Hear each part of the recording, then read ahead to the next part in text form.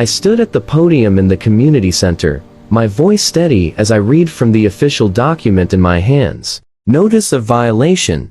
Case number 4729. Karen Mitchell, as president of the Willowbrook Estates, HOA. You are hereby fined $10,000 for multiple breaches of Municipal Code Sections 12.3, 15.7, and 22(9). The room fell into complete silence. You could have heard a pin drop on the polished floor. Karen's face shifted from its usual smug expression to pure shock, her mouth opening and closing like a fish gasping for air. Just 1 week earlier, she had stood in this very same spot, gleefully announcing that she was fining me $2,000 for fishing in what she claimed was a protected pond. It all started when I moved into Willowbrook Estates 3 months ago. The realtor had shown me the beautiful lakeside community with its winding paths, manicured lawns, and, most importantly, the serene pond at the heart of the neighborhood. As someone who found peace in fishing, it seemed like paradise. The morning mist rising off the water, the gentle splash of bass breaking the surface, it was everything I had dreamed of when leaving the chaos of downtown behind. I had barely unpacked my boxes when I grabbed my fishing rod and headed down to the pond for some early morning relaxation. That first cast into the water felt like coming home. The sun was just beginning to peek through the trees, painting golden streaks across the rippling surface. I caught and released 3 beautiful largemouth bass that morning, each one fighting with a vigor that made fishing such a joy. Other residents walked by with their dogs. Some waved, while others stopped to chat about the best spots around the pond. It felt like I had found my place in this community. Little did I know that my peaceful morning ritual had already caught the attention of someone who would make my life considerably more complicated. The letter arrived exactly 1 week after I moved in. Official HOA letterhead on thick, cream-colored paper that felt expensive between my fingers. Dear Mr. Thompson, began in typed precision. This letter serves as official notice of violation of Willowbrook Estates HOA Covenant, Section 47B, Subsection 3. Fishing in the community pond is strictly prohibited as per the Protected Waterway Act established by this board. You have been assessed a fine of $2,000, payable within 30 days. Failure to comply will result in additional penalties and possible legal action. At the bottom, in bold blue ink that seemed to scream authority, was Karen Mitchell's signature along with her title, President, Willowbrook Estates, HOA. I read the letter 3 times, certain I was missing something. $2,000 for fishing? The amount was absurd, but more concerning was this Protected Waterway Act I had never heard of. I immediately pulled out my closing documents, searching through the HOA bylaws and covenants I had received. There was no mention of fishing restrictions anywhere. The pond was listed as a community amenity, open to all residents for recreational use. Something didn't add up, and I decided it was time to meet this Karen Mitchell face to face. Her house sat at the corner of Maple and Oak, a colonial-style home with perfectly trimmed hedges that looked like they had been measured with a ruler. The lawn was so green it almost hurt to look at, and not a single leaf dared to mar its surface. I rang the doorbell at exactly 10 in the morning, hoping to catch her at a reasonable hour. She answered within seconds, as if she had been waiting behind the door. Karen Mitchell was exactly what I had pictured, a woman in her mid-50s, with highlighted blonde hair pulled back in a severe bun, wearing a blazer even though it was Saturday. Her eyes narrowed the moment she saw me, and before I could even introduce myself, she spoke with a tone that dripped condescension. Mr. Thompson, I presume. I've been expecting you. Most violators show up within 24 hours of receiving their notice, thinking they can talk their way out of consequences. Let me save you some time. The fine stands. The pond is under the HOA's exclusive oversight, and fishing disrupts the delicate ecosystem we've worked so hard to maintain. If you have a problem with that, you can take it up with the board at our monthly meeting. Now, if you'll excuse me, I have important HOA business to attend to. She started to close the door, but I wedged my foot in the gap, maintaining my calm despite her dismissive attitude. Actually, Miss Mitchell, I've reviewed all the HOA documents, and there's no mention of fishing restrictions. The pond is listed on the county's public easement records, which means it's not technically under HOA control. I'd be happy to show you the documentation if you'd like to discuss this reasonably. Her face turned an interesting shade of red, and she yanked the door open wider, stepping out onto her porch like a general preparing for battle. Public easement? Let me tell you something about public easements, Mr. Thompson. I've been president of this HOA for 8 years. 8 years. I know every inch of this community, every rule, every covenant, and every resident who thinks they're too special to follow them. That pond has been under HOA protection since I took office. And if you don't like it, you can move. I pulled out my phone, bringing up the county records I had screenshotted earlier. According to these documents from the county recorder's office, the pond and a 15-foot perimeter around it are designated as a public access easement. Established in 1997 when the development was built, the HOA can maintain the area but cannot restrict legal activities like fishing. I kept my voice level and professional. Even as her face contorted with rage, she snatched the phone from my hand, squinting at the screen before shoving it back at me with enough force to make me step backward. Those records are outdated. The HOA board voted to assume full control 3 years ago. I have the minutes from that meeting in my files. Besides, even if what you're saying is true, which it isn't, I can still fine you for disturbing the peace, creating a nuisance, or any number of other violations I see fit. That's the beauty of being president. I interpret the rules, and right now I'm interpreting that you owe $2,000. Pay it, or I'll make it 4. Oh. She spun on her heel and marched back inside, slamming the door with enough force to rattle the decorative wreath hanging on it. Walking back to my house, I passed several neighbors working in their yards. When I made eye contact, they quickly looked away, busying themselves with already perfect flower beds. It wasn't until I reached the end of the street that someone finally approached me. An elderly man named George, who lived 3 houses down, glanced around nervously before speaking in a hushed tone. "You're the new guy who got fined for fishing, aren't you? Word travels fast around here. Listen, son. Karen's been pulling stunts like this for years. She fined the Johnsons $500 for having their trash cans visible from the street for 10 minutes after pickup. The Patel family got hit with a $1,000 fine for their daughter's chalk drawings on their own driveway. We've all just learned to pay up and stay quiet. It's easier than fighting her, but none of that sounds legal," I said, with genuine confusion. "Surely someone has challenged these fines before." George shook his head sadly. "You don't understand. Karen has connections. Her brother-in-law is a lawyer who sends threatening letters if anyone pushes back. She's got the board wrapped around her finger because she handpicked them all, and she keeps meticulous records of every tiny infraction.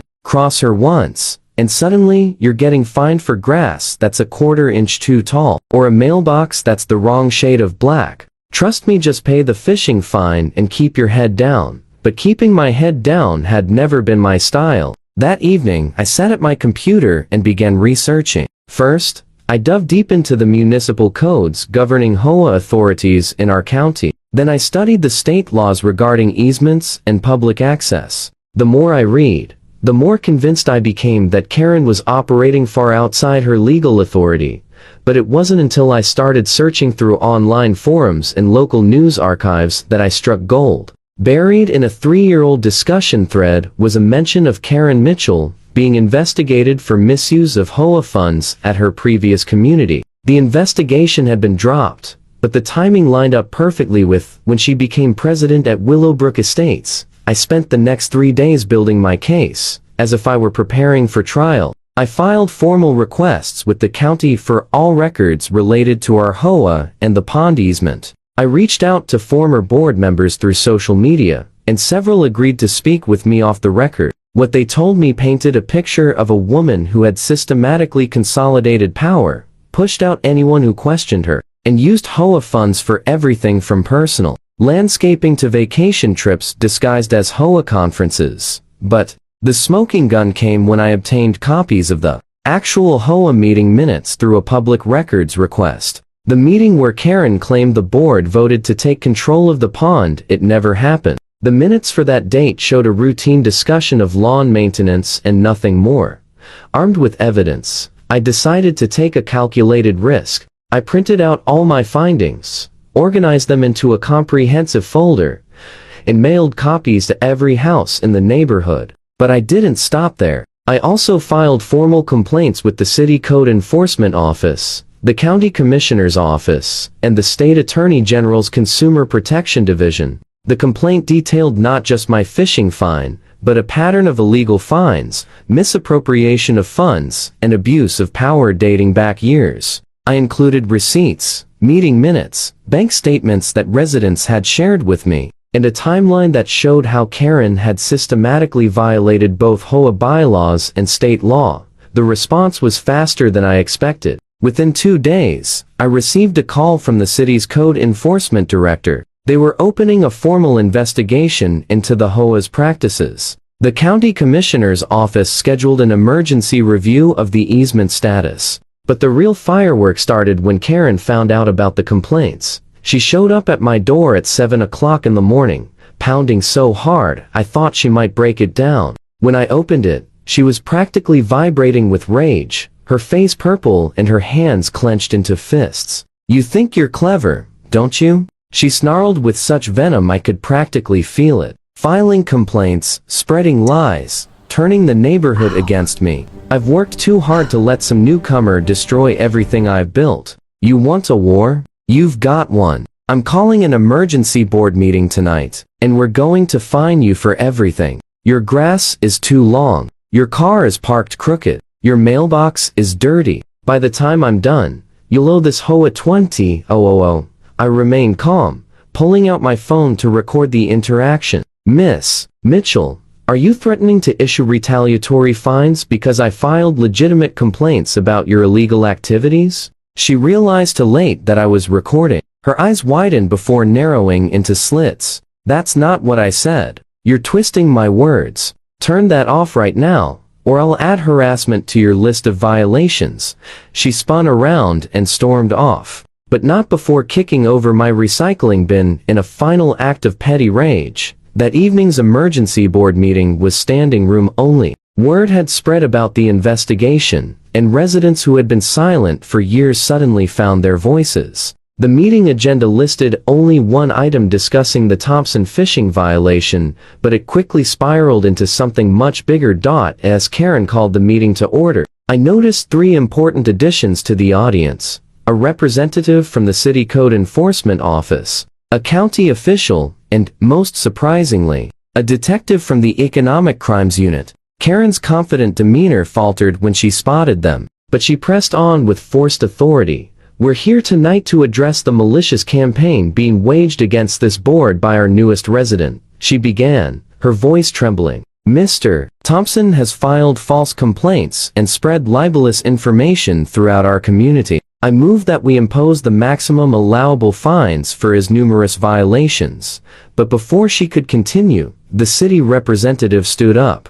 "Actually, Miss Mitchell, we're here to address the complaints filed against you and this board. Our preliminary investigation has found significant irregularities in your enforcement practices and financial management." What followed was the most satisfying hour of my life. The city representative laid out their findings in devastating detail. The pond was indeed a public easement and had never been under HOA control. Karen had no authority to issue fines without full board approval, which she had never obtained. Most damning, they had found evidence of over $50,000 in HOA funds that had been redirected to unauthorized expenses, many of which benefited Karen personally. The county official confirmed that not only was my fishing fine invalid, but every fine Karen had issued in the past 3 years was legally unenforceable. Residents could demand full refunds with interest. Karen tried to defend herself, her voice growing more shrill with each accusation.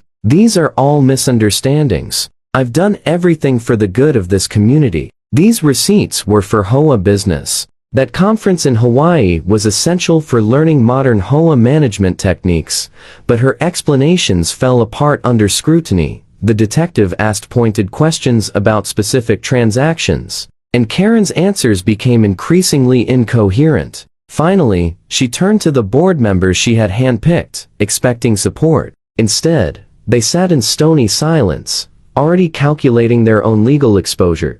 The climax came when I was invited to present my evidence. I walked to the front of the room, my folder thick with documentation. But instead of launching into a lengthy presentation, I simply said with measured calm, I have here copies of every illegal fine issued, every misappropriated fund, every falsified meeting minute. But rather than go through them all, I think the city has an announcement to make. The city representative stood again, pulling out an official document. Karen Mitchell, based on our investigation and the evidence provided, the city of Willowbrook is issuing you a fine of $10,000 for multiple violations of municipal codes regarding HOA governance, illegal enforcement activities, and misuse of authority. The room erupted. Residents cheered, some even standing to applaud. Karen's face cycled through every shade of red before settling on a ghostly white. She gripped the podium with both hands, her knuckles white as she struggled to process what was happening. You can't do this, she whispered, her voice broken. I am the president. I have immunity. The HOA charter protects me.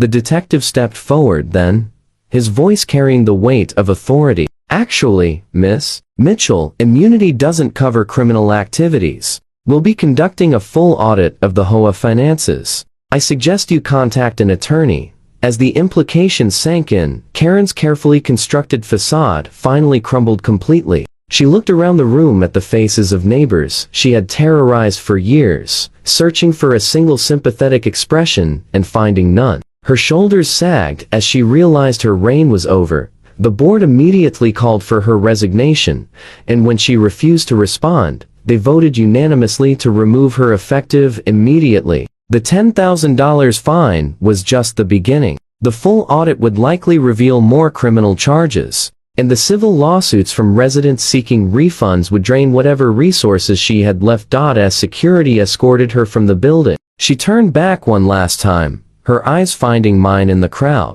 The look she gave me should have been withering, but instead, it was simply defeated. The mighty Karen Mitchell, terror of Willowbrook Estates, had finally faced consequences for her actions, and the price was exactly $10,000, plus the destruction of the tiny empire she had built on the backs of her neighbors.